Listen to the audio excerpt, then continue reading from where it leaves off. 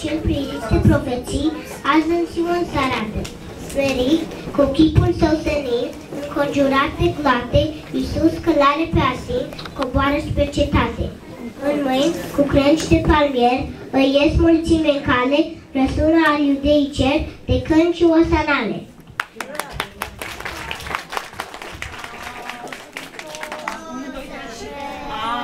Azi cu toți să prăznuim, pe Dumnezeu să-L mărim, Hristos vine bine, se patimă ca un mier.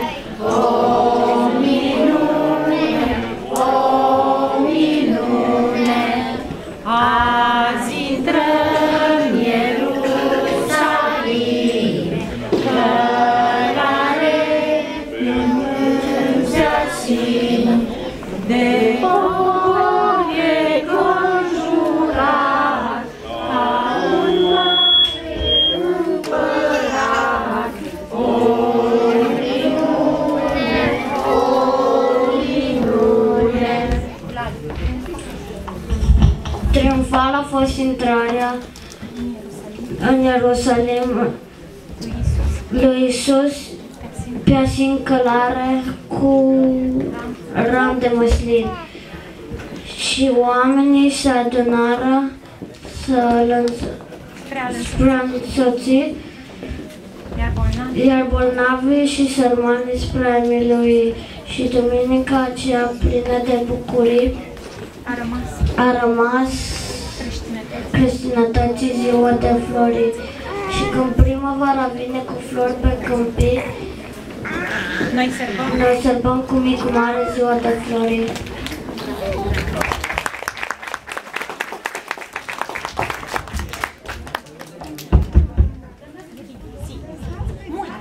Un popor miat de iază din morți a înviat, uitând de povaia căii pe Iisus azi a urmat. Spre Ierusalim o paie că e iubitor și împărat avea să vadă pe Iisus peste popor. Dar când văd smerit convine că ea e pe un mâns de asin, și bogații și sai puternici se umplu de mult venin. Și cozavia hătăiui, iar o să-i vihene atunci, iustinindu-i să-i amoare pe sei să iubea pe punci.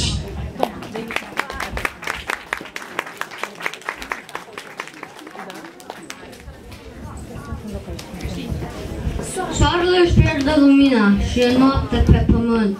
Răstignit stă sus pe cruce, trupul Domnului preasfânt.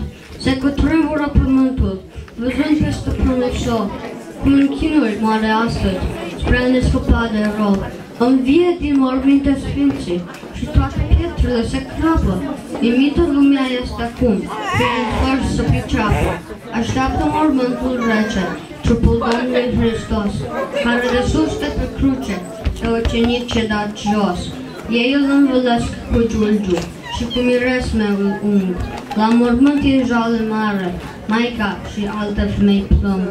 Plânge Maica Domnului, privind trupul Fiului. Plâng și Sfintele Femei, ce pășesc în urma ei.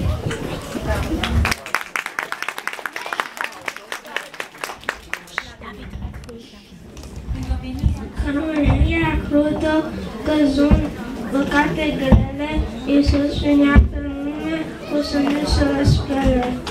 Și arată asupra tot ce a fost mai greu, primind de bunăvoie, să-și piardă trupul său.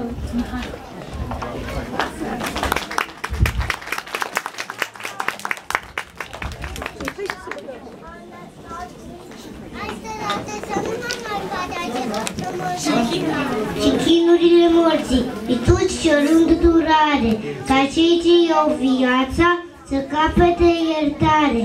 Și Maica prea curată, ce mult a pătimit când a văzut pe cruce Fiul ei iubit. Dar Tatăl cel din cerul, atunci ce-a îndurat, și după 3-a zi, Hristos a înviat.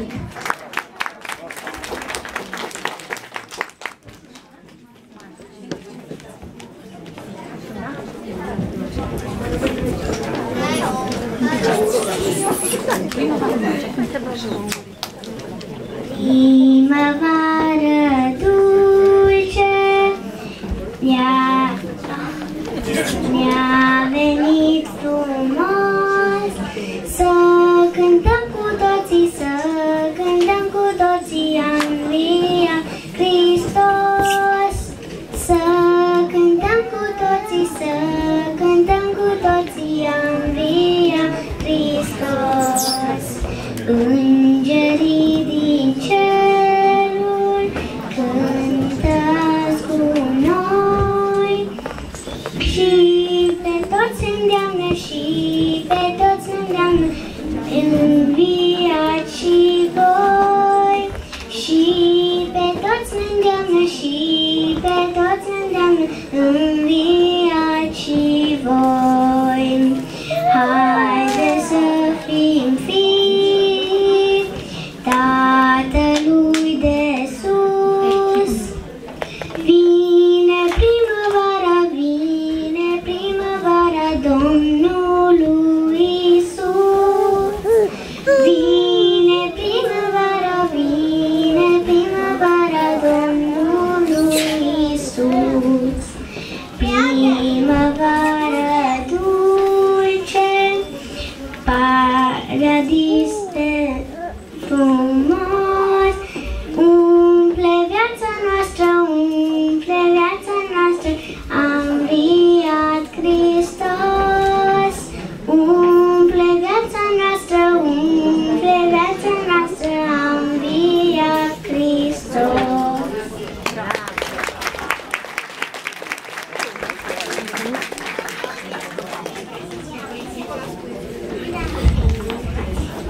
Bucurați-vă de sărbătoare în această zi cu soare.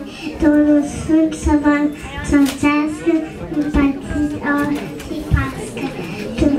Domnul cu cântat, Domnul Hristos vă închină, Hristos a înviat.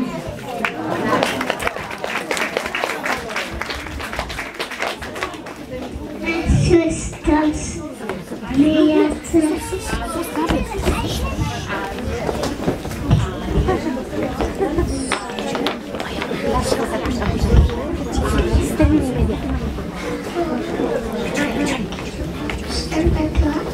Gabi, ridică-te. Trebuie să te ridici. Ridică-te. Ridică-te acum. Ridică-te acum.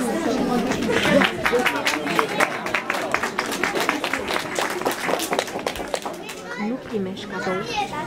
Femeile onorat, femeile spuse, Hristos a înviat.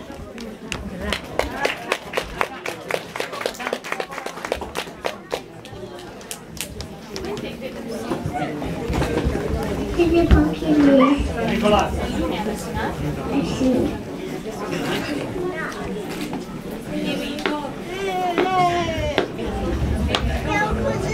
Mișcelul Mosim a înviat.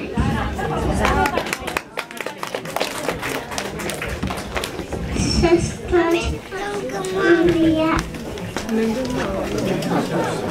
Hristos a înviat.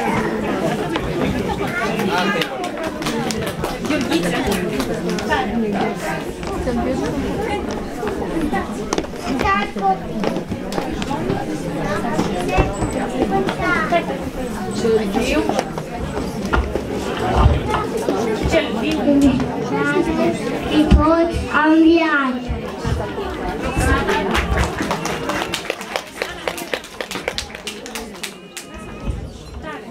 Urmați a înviat.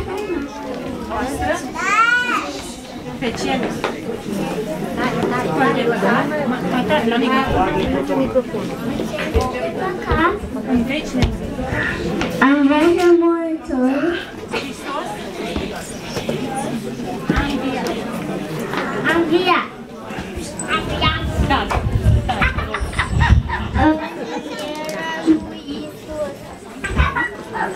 microfonul, Cristina. E bine, merge, zi tata. Învierea lui Iisus adună pe creștini în lumina cea de sus.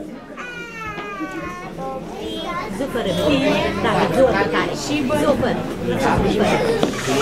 1, 2, 3. Da, e foarte. 1, 1. Nu mai călcați. Numai de asta, ține partea asta. 1, 2. Susține, da. Nu lăsă. Zi de mai capul. Acum, spune tare asta. Iisus.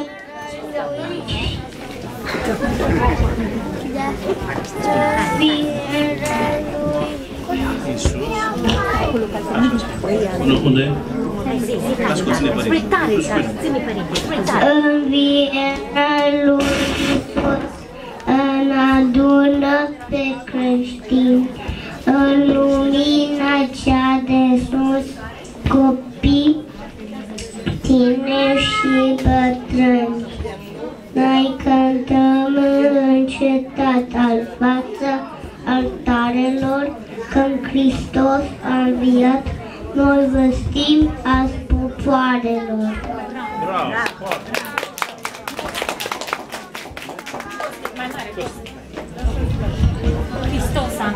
Hristos a înviat, ce vorbă sfântă, simți de lacrimi calde, ochii uzi și în suflet parcă serafim îți cântă de câte ori creștine o auzi. Hristos a înviat în firul ierbii, a înviat Hristos în adevăr, în poienița care zburde cerbii, în florile de piersi și de măr. În stupii de albină fără greș, în vântul care suflă mângâios, în ramura florită de cireș, dar vai în suflet ți-a înviat Hristos. Ai cântărit cu mintea ta creștine, cât bine ai făcut sub cerul umblând, te simți măcar acum pornit spre bine, măcar acum te simți mai bun, mai blând.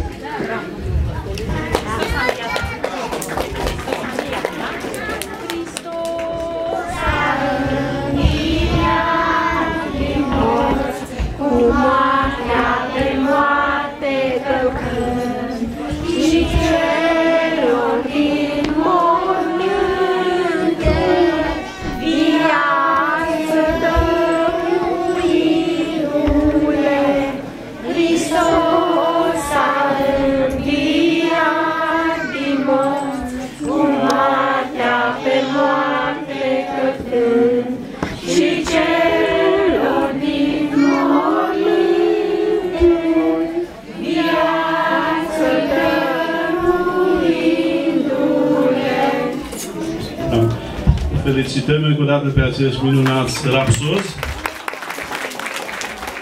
Vreau să mulțumesc încă o dată doamnelor profesoare de la școală medicală, părinților, bunicilor care s-au ocupat și să îmânăm doamnelor profesoare, să îmânăm câte un buchet de flori, mai pregătiți și copiilor încă câte un dar.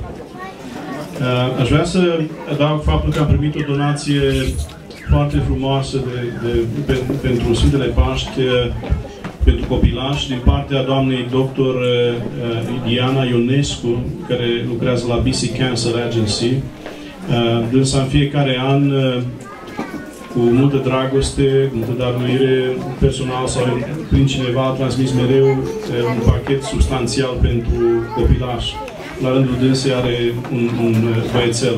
Vreau să-i mulțumesc din suflet și dânsei familiei dânsei și dumneavoastră tuturor celor care sunteți cu noi aici. Să-i aplaudăm încă o dată pe acești copii.